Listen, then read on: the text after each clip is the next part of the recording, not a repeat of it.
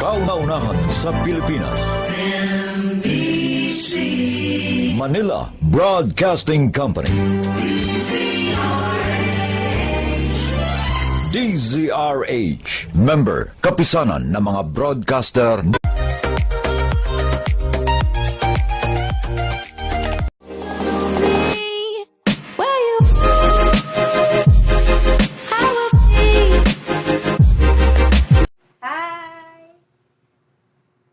Magandang araw po sa ating lahat. Kumusta na po tayong lahat? Welcome po sa aking YouTube channel. Susan Lemon po ang inyong abang lingkod. Kaya ko to pinapakita, guys. Sa ano po ito? BTS.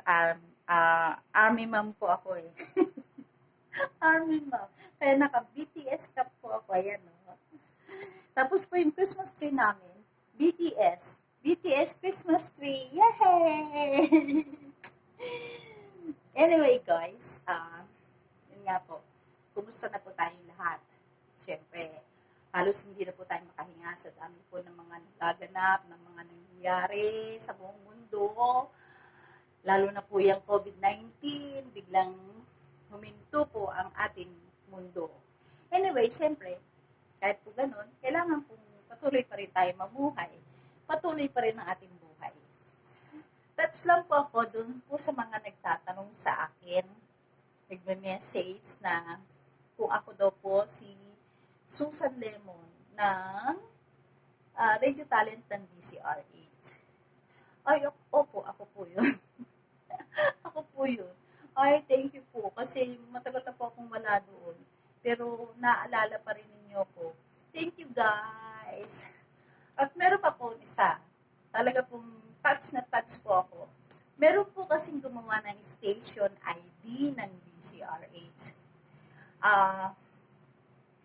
May nag-send po sa akin. Hindi po ako ang gumawa nun. Papakita ko po sa inyo. Ito po yun. Eka, let's go. Natin. Ayan po.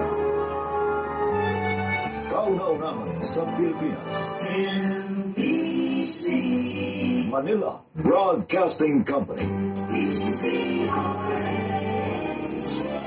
DZRH. Member, kapisanan ng mga broadcaster ng Pilipinas. Yan po ibig kong sabihin. May nagpadala po sa akin yan ng station ID ng DZRH. Kasi nagulat po ako dahil matagal na po akong wala doon sa DZRH. Na iba po ang linya po. But anyway, doon po sa mga nagtatanong sa akin at sabi, bakit wala na po ako sa DZRH? Medyo nag-abroad po kasi ako eh. Thank you guys. Nakaka-appreciate ko ng boses ko. Kahapon nga po, nag-taping po ako. Meron nga po lumapit sa akin doon na isa pong safety security. Tinanong po nga niya ako na ako nga raw po kung si Susan Lemon. Dahil po nakikinig daw po sila ng drama noon. Bakit daw wala na po ako? Ay! Di ba nakaka-touch, guys? Anyway,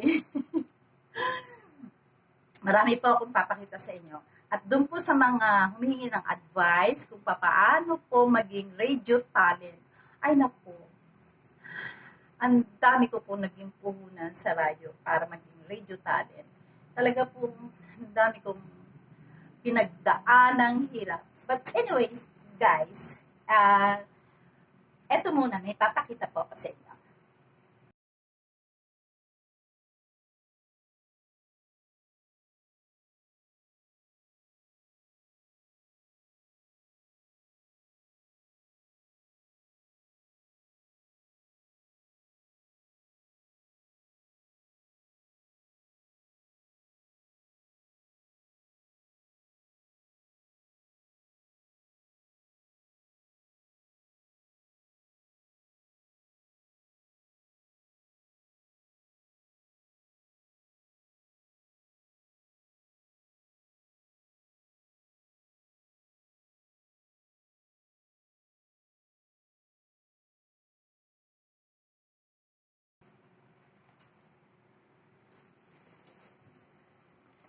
O, ayan po guys.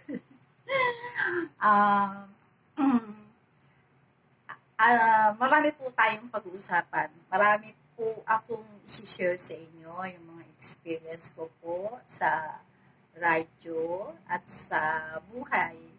Sa tunay na buhay. Hanggang dito na lamang po. Thank you for watching at sana po please subscribe and click the button for notification po para kung ano man po yung isi-share ko sa inyo ay mapanood niyo. Please, please, mag-ingat po tayo dahil andyan pa po si COVID-19. Kailangan pa po natin mag-mask, mag-face shield, magdala ng alcohol, at distance po sa mga tao. Bye! Ingat po! God bless!